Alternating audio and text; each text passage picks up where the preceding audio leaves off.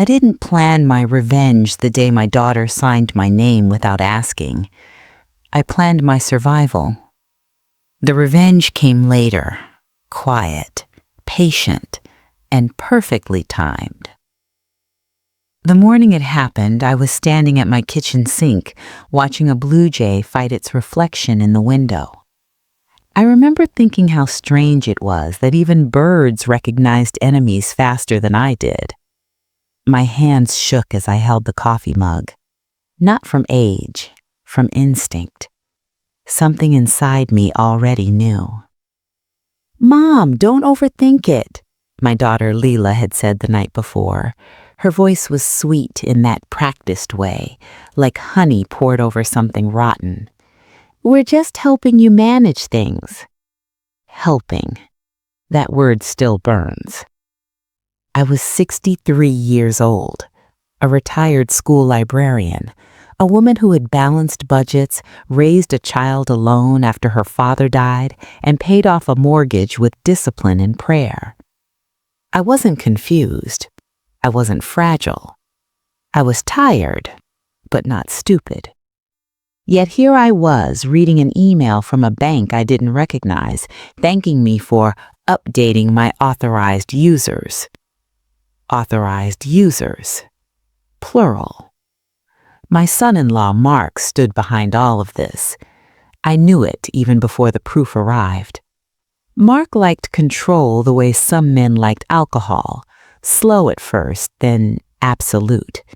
He spoke in calm sentences that made people doubt themselves, even Leela, especially Leela. By noon, my house felt different, like it no longer belonged to me. I called Leela, no answer. I called again, voicemail. By evening, they showed up together. Mark carried documents. Leela carried guilt. "We did this for your safety," Mark said, laying papers across my dining room table like a magician revealing cards. "If something happened to you—" "Something already has," I said quietly. Leela wouldn't look at me. She stared at the floor the way she used to when she was 10 and had broken a rule she didn't understand. They talked. I listened. That's what women my age learn to do. We listen, we store, we survive. They had access to my accounts, my property records, even my medical file. Mark had insisted, claiming emergencies. Emergencies he planned for but never expected me to outlive. "You're getting older, Mom," Leela finally whispered. "We just thought this would be easier." Easier for who? That night after they left, I sat alone at my kitchen table until the clock blinked 2 a.m. I didn't cry, not yet. Crying wastes clarity. Instead, I opened a notebook, the same one I used years ago to track overdue library books. On the first page, I wrote a single line: "Observe before you act." Healing doesn't start with forgiveness. It starts with truth. Over the next few weeks, I let them believe their story worked. I smiled more, asked fewer questions. I played the role they assigned me, the aging mother who needed guidance. Inside, I was counting. I noticed how Mark changed, how he checked my reactions before speaking, how he corrected Leela mid-sentence, how decisions that once belonged to me were now already handled. They moved fast, too fast. That's how predators always do. But here's what they didn't know. Before I retired, I'd volunteered at a women's legal aid clinic for 12 years. I wasn't a lawyer, but I knew patterns, I knew loopholes, and I knew control leaves fingerprints. So I began healing in secret. I started walking again, early mornings, cold air in my lungs, reminding myself my body still obeyed me. I reconnected with old friends I'd neglected while raising Leela alone. I listened to music from my youth, not for nostalgia, but to remember who I was before motherhood made me small. And quietly, carefully, I asked questions. A phone call here, a document request there. Nothing suspicious, just curiosity. That's when I discovered something interesting. Mark had made a mistake. He'd rushed. In his hunger for access, he'd overlooked a small but critical detail, one clause tied to inheritance and consent, something only applicable if the signer was deemed dependent. Dependent. The words sat heavy in my chest. They weren't just planning to manage my life, they were preparing to replace it.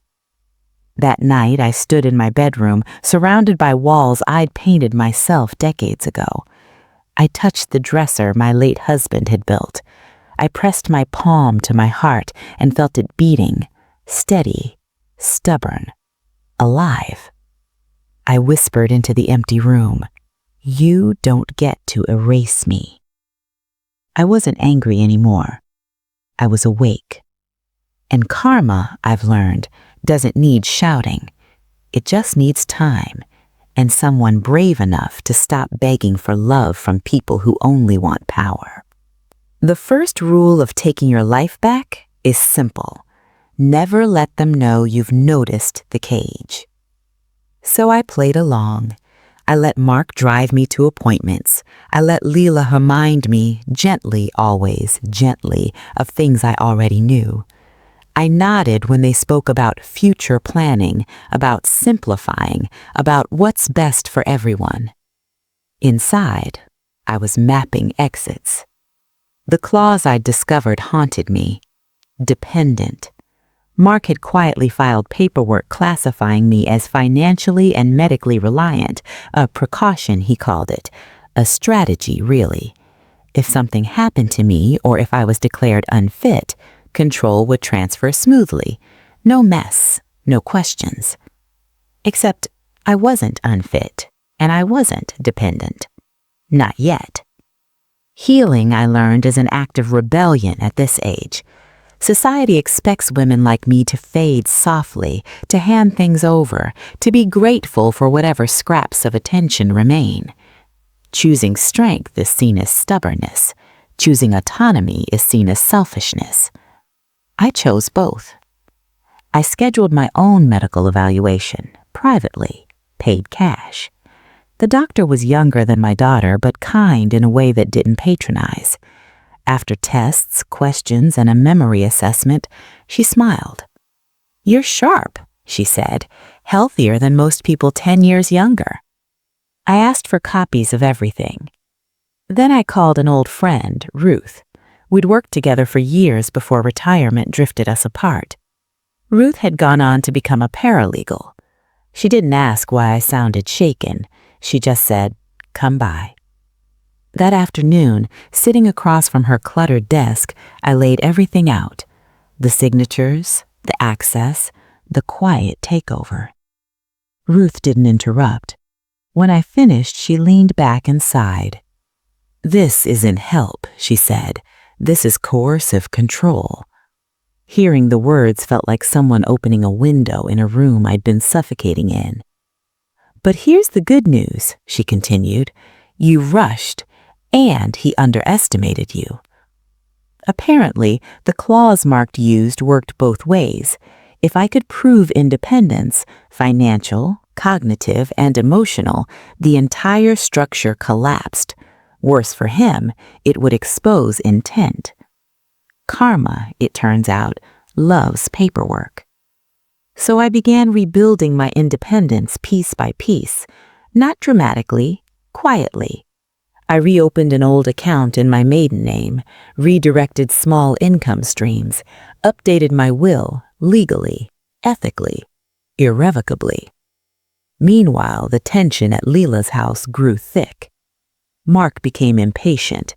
He corrected me more often, reminded me in front of others how forgetful I was. He started talking about assisted living. Leela repeated his words like they were their own. "You'd be safer," she said one evening. "Less stress." I looked at my daughter, the child I once rocked through fevers, the girl who used to braid my hair while telling me secrets. I wondered when love became conditional, when obedience replaced care. "Do you believe that?" I asked her. She hesitated, just a second too long. That night I cried for the first time, not for what they'd done, but for what I'd lost. The illusion that motherhood guaranteed loyalty, that sacrifice earned protection. Grief is part of healing no one warns you about, but grief also clarifies. A week later, Mark crossed a line. I overheard him on the phone talking about my house, my home. He spoke casually like it was already gone. "Once she moves, we'll renovate and sell. Market's hot." Something in me went still. Not numb, focused. That was the moment revenge stopped being theoretical. I invited them both over for dinner, cooked Leela's favorite meal, set the table with the good dishes, smiled the way I used to when she was little. Mark relaxed. He always did when he thought he'd won. Halfway through dessert, I said, "I've been thinking about what you said about assisted living." Their eyes lit up. "I agree," I continued. "Change might be good." Leela reached for my hand.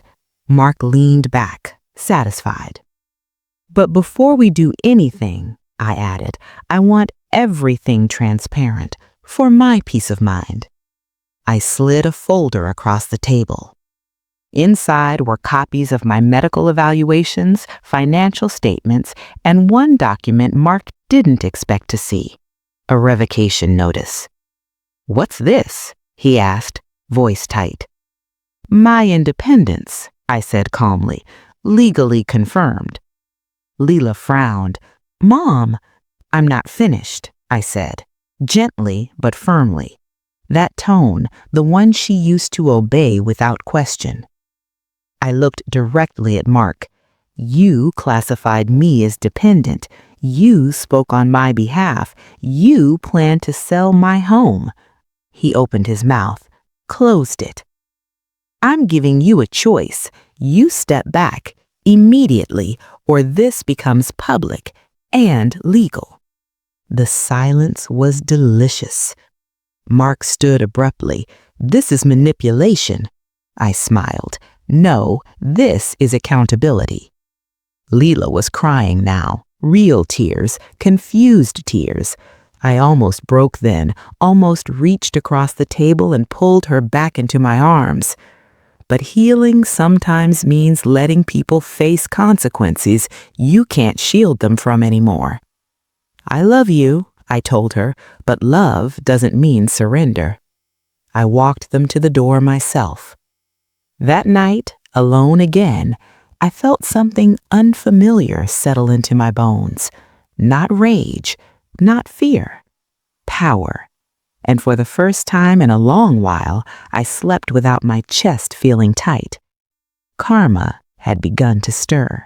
The morning after I asked them to step back, my phone stayed quiet. No calls, no messages, no concerned check-ins disguised as affection. The silence told me everything I needed to know. When control is removed, concern disappears with it. I didn't feel lonely, though. I felt light, as if someone had finally loosened a tight knot I'd carried for years without realizing it was there. Healing isn't loud. It doesn't arrive with speeches or dramatic moments. It shows up in small decisions, like choosing not to explain yourself anymore. I spent that week reclaiming pieces of my life that had been slowly folded away. I rearranged my living room, took down framed photos that made my chest ache, and replaced them with artwork from a local gallery. Bold colors, imperfect lines, unapologetically alive. I signed up for a writing class at the community center. 63 years old, sitting in a circle with strangers, my hands trembling as I read aloud for the first time in decades. My voice didn't crack. That surprised me. Leela eventually called. Her voice was small, uncertain, like she was standing at the edge of something unfamiliar. "Mark is furious," she said. "He says you humiliated him." I looked out the window at the oak tree in my yard, its branches bare but steady. I didn't humiliate him. I stopped cooperating. She didn't argue. That silence felt heavier than anger. A few days later, Ruth called with news. Mark had contacted a lawyer, not to fight, only to protect himself. That told us everything. People who believe they're innocent don't rush to shield their intentions. Then something unexpected happened. Mark made a mistake bigger than the first. He tried to move money, not mine, joint money, funds he assumed were still accessible. The problem was I'd already frozen every account tied to my name. The bank flagged the attempt. A formal review was triggered. Questions followed. I didn't initiate any of it. I didn't need to. When Ruth explained what this meant, I laughed, not of joy, but relief, the kind that makes your knees weak. For the first time, consequences weren't something I imagined in my head late at night. They were real, tangible, documented. Leela showed up at my door 2 weeks later. She looked different, tired, older. The confidence she'd borrowed from her husband was gone. "I didn't know," she said, standing on my porch like a stranger. "Not everything." I believed her, and I didn't, both at once. We sat at the kitchen table, the same one where I'd once helped her with homework, where she'd signed papers without my consent years later. Life has a cruel sense of symmetry. "He controlled things slowly," she continued. "I thought that was normal. That's what partnership looked like." I nodded.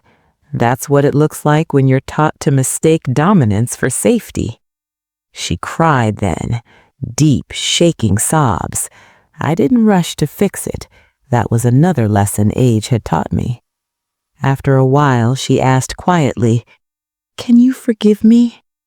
Forgiveness, such a heavy word.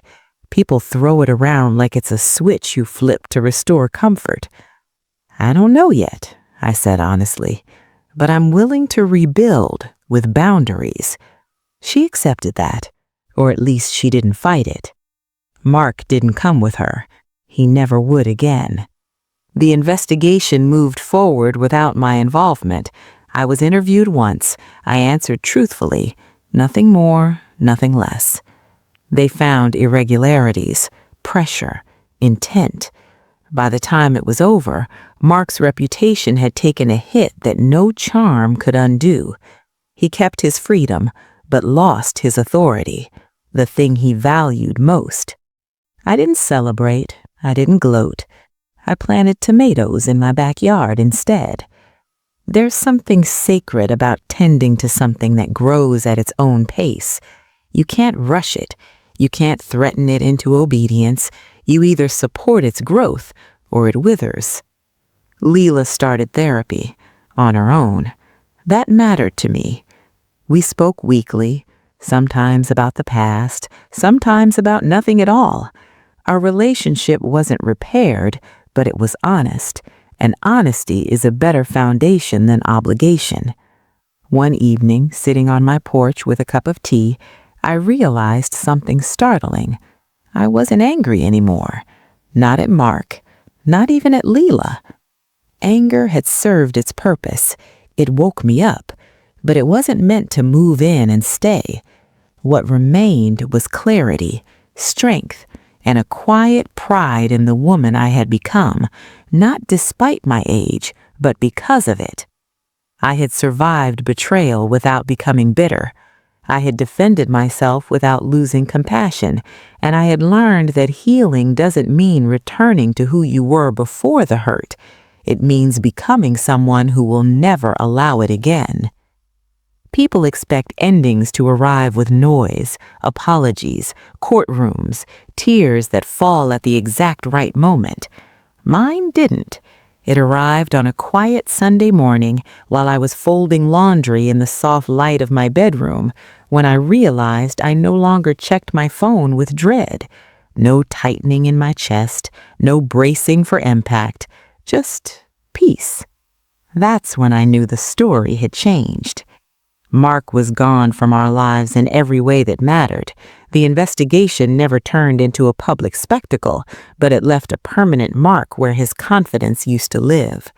He moved on quickly, people like him always do, but not upward. Influence once lost rarely returns in the same form. Leela came back slowly, not with demands, not with expectations, with effort.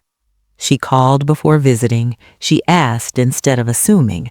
Sometimes she sat with me in silence, learning, perhaps for the first time, that presence doesn't require control. We didn't rush reconciliation. We let it breathe. One afternoon, while we were weeding the garden together, she said something that stopped me cold. I thought strength meant being taken care of. I didn't know it could look like standing alone. I wiped my hands on my jeans and met her eyes. That's because no one ever showed you. We hugged then, not out of guilt, out of recognition. I continued writing, short essays at first, reflections about aging, about invisibility, about the strange freedom that comes when the world stops expecting you to perform. One of my pieces was shared by a local newsletter, then another. Eventually, a woman I didn't know wrote to me. She said my words helped her recognize something dangerous in her own life. That mattered more than any apology ever could. I began volunteering again, this time mentoring older women navigating legal and financial independence. I didn't lecture. I listened. I told them the truth no one told me soon enough. That love without respect is not love. That age does not erase authority. That silence should always be a choice, not a requirement. On my 64th birthday, I did something I'd never done before. I celebrated myself. No big party, just a small gathering. Friends, Leela, music I loved, food that made me happy. When someone asked me to make a wish, I didn't close my eyes. I already have what I need, I said, and I meant it. Later that night, after everyone left, I walked through my house slowly, touched the walls, the door frames, the floor beneath my feet. This place was mine, not just legally, but spiritually. I had reclaimed it with boundaries, courage, and the refusal to disappear quietly. I thought about the woman I'd been at the beginning of all this, confused, hurt, still trying to earn a place in her own life. I wish I could tell her what I know now, that survival is not weakness, that starting over at this age is not failure, that dignity is not given, it is taken back. Leela hugged me before leaving. "I'm proud of you," she said. That was nice to hear. But the truth is, I didn't need it anymore. The greatest justice wasn't watching someone else fall. It was standing tall without them, living well, living freely, living honestly. I turned off the lights, went to bed, and slept deeply. Not because the past had vanished, but because it no longer had permission to follow me into the future. If this story moved you, don't forget to like, subscribe, and share it with someone who's learning to stand up for themselves, no matter their age. Your strength matters, your voice matters, and it's never too late to take your life back.